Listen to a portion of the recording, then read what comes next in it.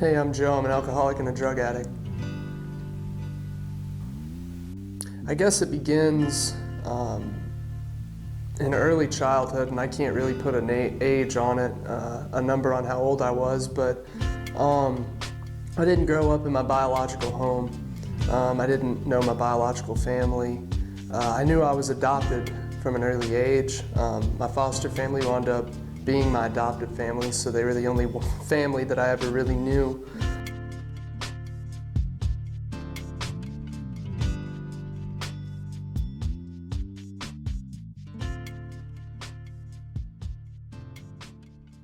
My biological father at this point had some, parental rights. And so I remember vividly, and maybe I was 3, maybe I was 4, maybe I was even younger than that.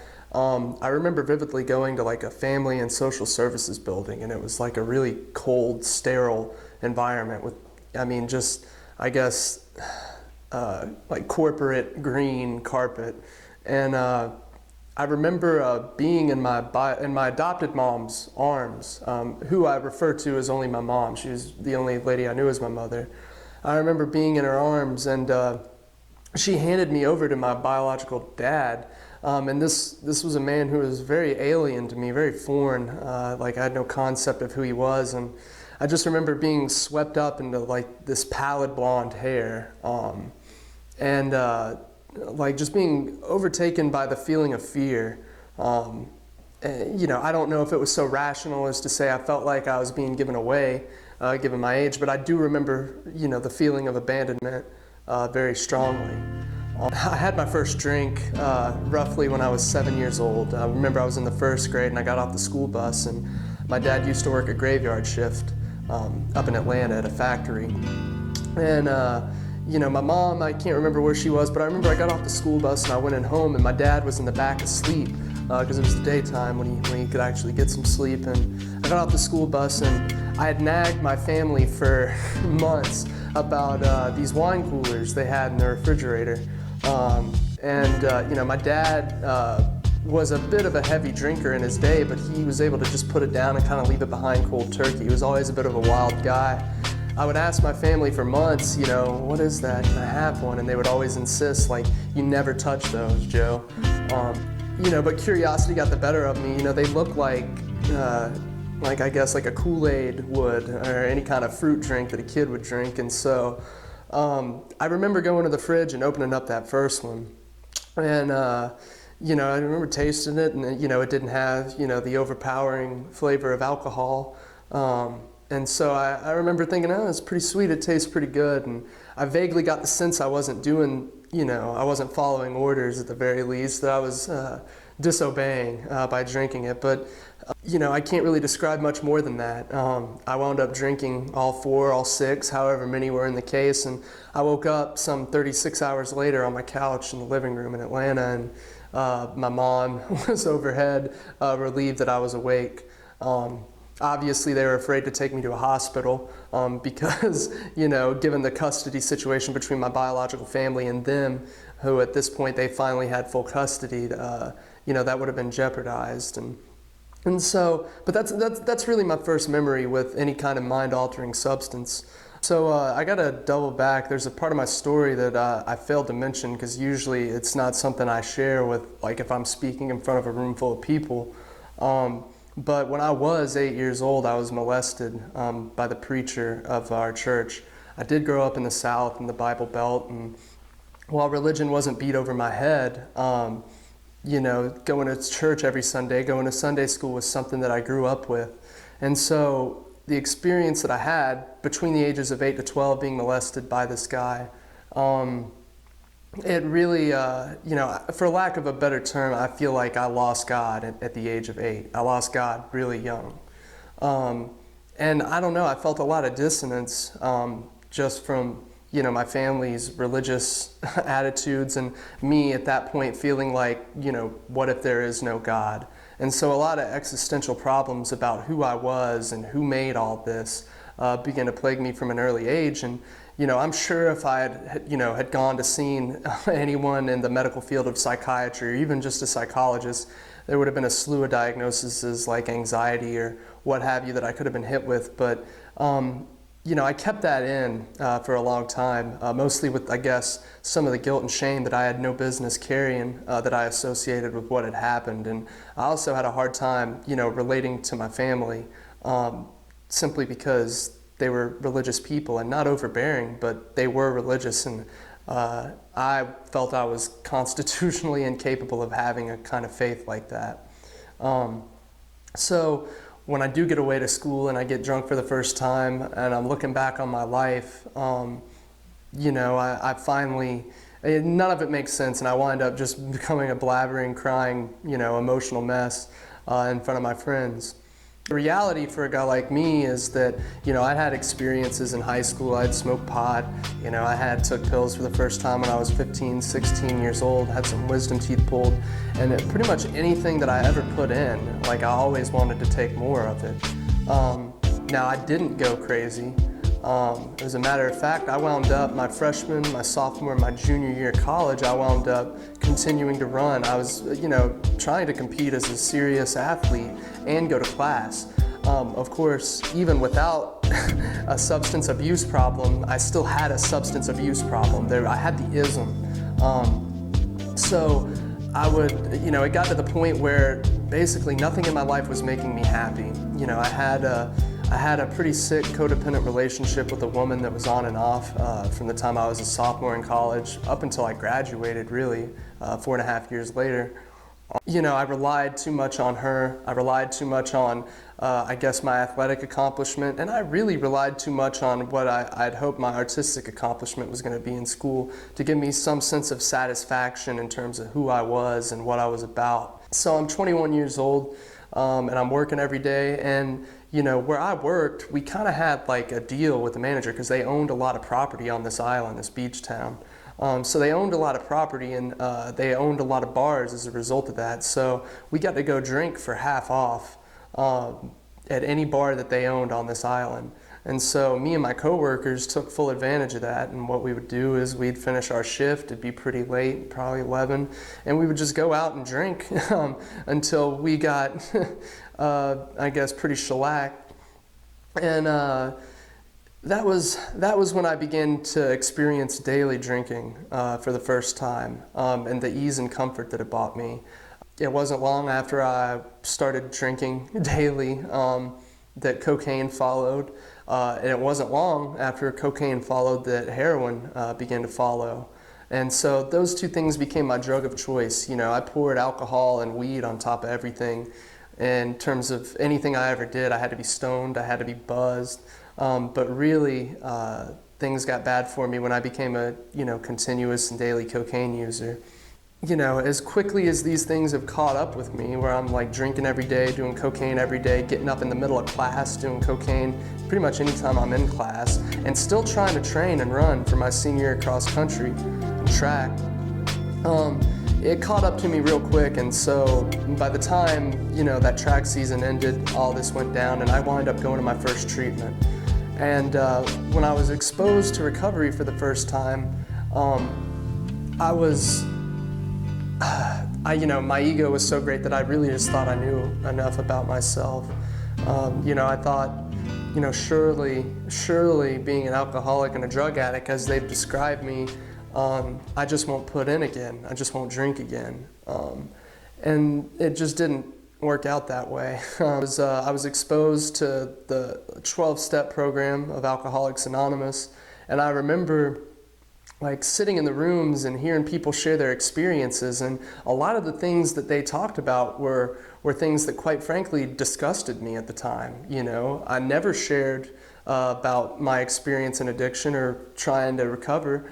I basically just sat back and listened to all these people who I thought were pieces of shit begin to tell, I guess, their problems with alcohol and drugs. I would hear people talk about they'd also had domestic disputes, and I'd be like, well, you're just an asshole who happens to have a problem with drinking. And then I'd hear people talk about their failed relationships and their failed marriages, or how they'd leave their kids and abandon them. And The people in the room, I was so judgmental. Instead of trying to see myself in any of that, anytime I heard something like that, I just kind of put another wall up that kept me from even making an honest attempt to recover. And honestly, I didn't think I needed it. I do my best to find, a new social circle. I wind up hanging out with a couple of friends, and one of the guys in that group had actually slept with my ex-girlfriend, and I hated him from the moment I met him, just for that reason. Just literally let that resentment just eat me up. And we're out drinking one night, of course, because I'm still drinking more or less around the clock at this point. We're out drinking, and I forget the exact set of circumstances that popped up in my drunken stupor, but for whatever reason, he winds up slapping me in the face. And when he slaps me in the face, I get up in his face and I'm ready to, start fighting him. And wind up throwing a few punches at each other. And then, I hear the cops coming down the street. And there's this guy that I've seen around in my neighborhood plenty of times. He sees me getting in this fight and he's like, come on, man, you gotta get out of here. So he's pulling at me to get away. I wound up walking off with him and going back to my car. And this guy who's from my neighborhood, which is in the hood actually, he's like, you want to get high? He pulls up to this block that was a few blocks from my house, and I would come to know it very well. I didn't know it at the time, and I give him $20 and he runs inside and he comes back out and gets in my car, and we're going up to my room, and I'm thinking he's going to pull out just a little bit of cocaine, and I've thrown in on it. But he winds up pulling out a tiny white chunk in a plastic bag, not even a bag, and cellophane that had been ripped off of something. And he's like, it's hard, it's crack. I remember thinking well, fuck it, at this point, I'm down to try anything. I just remember thinking I'm literally gonna do this until I can't do it anymore. And I didn't know what that meant at the time. I just knew that, I was gonna have a problem with it from the very first time I hit it. From that point forward, there wasn't a day that I went without smoking crack. And the thing you got to understand about the place I was living is that, in the neighborhood especially that I was living in, a lot of people really have this venerance for it as a tourist attraction and stuff, and all that's true. I fell in love with the city when I first saw it, but the neighborhood I was in, it's like the crack epidemic never ended. More or less, I just became a criminal, a street-level criminal. I wound up, getting stabbed at. I wound up pulling a gun on a guy and robbing him one time for shorts on his crack pipe and Spam lunch meat, because any money that I got didn't go toward food. And so every day it was the same thing pretty much. It was wake up, immediately wonder how I was going to get high, find some way to rob someone, steal someone, rip someone off, trick someone into getting my stuff, getting high like I wanted to get high, and then plotting the next one. And this would go on for nights on end, and I'd go to this church that would feed us one meal a day, Monday through Friday, and that's what I ate. That's what my life consisted of. Really the first time when the money was out and I didn't have a place to go and I didn't know what to do, that I realized that I might be a crackhead, I might be a fucking drug addict, and all that stuff that I'd heard before in the rooms of AA might be true for me. And I remember calling my family. I didn't tell them what my life had become. I just told them I needed to go back home. I needed to get away from this. I needed to get out of the city because I thought that I could just kind of run away from the problem, which is something I was familiar with my whole life. And so I'll never forget nearly overdosing on crack and just drinking bottle after bottle of gin the night before my aunt shows up to help me move with a family friend. And so we pack everything up, they get on the road, I'm left with maybe $200 to my name, and I smoke it all down before I even get back. And I told myself it was gonna be the last time that I ever fucking touched the stuff.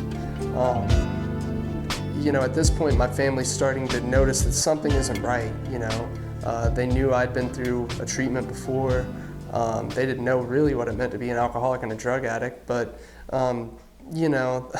it obviously from that first one, it was the same thing that I was doing in the city that I went to college in. It was wake up, take whatever money that I had to go get high, go back home, swear off for good, because at this point I'm beginning to freak out. Like, you know, I'm still unable to find work. I'm still trying to get back into school. And I know in my heart of hearts that the kind of person that I am isn't the kind of heart that I have, and all the fighting and all the violence and all the stealing and lying.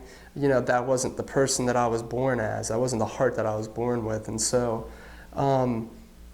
basically, the last time that I got high, it looked like this. I was already beginning to enter crack psychosis, where I was just totally unable to differentiate between what was real and what wasn't.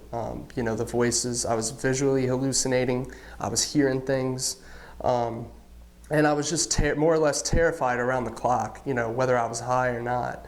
Like, it quit working for me. Last time I ever got high, like, it was easy for me to rob other crackheads in the city that I went to school with, because I could convince myself that they were a piece of shit just like I was, and that if it was either going to be me or them, you know, which was somewhat true. It was either rob or be robbed, you know. The docile people in that neighborhood never made it, you know, and so what I couldn't do is convince myself that it was okay to take what I wanted from my family. And so I'd run out of money, and I'd been going to Narcotics Anonymous, another 12-step program, for about a week. After 3 days, I'd relapsed, and I realized then that, you know, I thought I was going to die this way. So, you know, I'm lying to my family, telling them I'm going to meetings and that I'm still looking for work, and yeah, I'm trying to get back into school, and I'm more or less just smoking crack around the clock. And, you know, I'm out of money one night. It's early in the morning. It's like 2 in the morning, and I just stole $50 from my aunt. And, you know, keep in mind that these are people that adopted me and loved me as one of their own, and had only ever shown me love. And, like, just truly the spirit of, like, selflessness. Like, if there were ever people that I would consider saintly and like a good influence, then these would be those people. And, I mean, it bothered me because not only did I not want to get high, but I knew then that I would do anything to get high, to anyone that I loved. As if my experience in the past didn't make that abundantly clear. But this was just something that I couldn't avoid. Like, I remember obviously stealing the money and going and getting it, and I'm somewhat psychotic at this point, so like I'm continually paranoid that, you know, I'm being seen, or that they're coming to get me. They're coming to get me, whether that's my family, whether that's the police. And so I wind up running like 1.5 miles completely off of my property, into some woods, like down a railroad track, just trying to get away from everything. And, you know, I remember after 2.5 hours of being out on my own and, you know, just realizing that the crack was no longer getting me high, it was no longer taking me away from whatever was going on in my mind. After a couple hours of that, I basically just went back up to my house, and I was preparing myself to get in bed and think about what I was going to say and do tomorrow to get high again. And at this point, it's like 4:30 in the morning, and my aunt, for whatever reason, happens to be up. And so as I'm walking up, she opens the door and she goes, "Where have you been?" And the only thing that I can really think to say is that I need help. I wound up going to treatment in another state.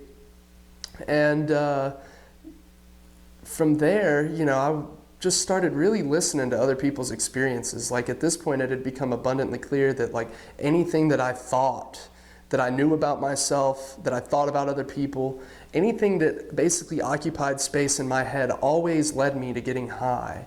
You know, whether that was, you know, my own sick pride, whether that was me feeling slighted at other people, it wasn't working, and so I was really afraid. Really all I could do at treatment was listen, and you know, the strange thing about when my aunt caught me and kind of set in motion a series of events that got me to treatment, like, you know, she's a religious person, don't get me wrong, but she was never given to the fantastic or the magical elements of religion. You know, like, she never claimed to see an angel. She just wasn't like that. She was always a little more secular with her faith. And I remember she told me, like, she was asleep in her bedroom, And the only reason that she woke up is because something turned her TV off. You know, and whether or not that has any relation to me, I take it to mean that it does, because it's just something I can't explain. And so I listened to other people talking about all these things that had happened in their lives, from the multiple overdoses, which I'd been through, from multiple overdoses to, you know, never going to jail, which was something that I was fortunate enough didn't happen to me. About how all these people, like, it's as if something had been looking after them when they were incapable of looking after themselves, and that made me really re-examine it, you know, the whole God idea, because I knew that for as long as I had been out there, out in my active addiction, like, thinking that I was like running the whole show and, you know, making these great things happen in my life, and, you know, as much as I was the best fighter and I was the best manipulator and yada yada yada, like, that I wasn't really responsible for my well-being, that, you know, the people I'd been associating with, you know, the things that I'd been doing, I should have been dead, and yet there I was. For as long as I could remember, since the age of 8, I'd always viewed, you know, people that had a faith as kind of being delusional. I really did. That's how sick I was. I viewed anyone that had a faith in God as literally the very the very Nietzschean way, which is that they live in a fantasy. But then I couldn't deny the fact that people that had faith and the people that chose to believe were living much more purposeful and happy and useful in lives than I was. And so, you know, the idea of God scared me. And so, I don't know, I was too afraid to keep living as the same selfish and self-centered person that I was. I really was. And I started working the steps, and I got to the 3rd step. And, you know, the 3rd step says, made a decision to turn my will and my life over to the care of God as I understood Him. It's not even that I had a realization, it was just, I had a feeling that, you know, maybe,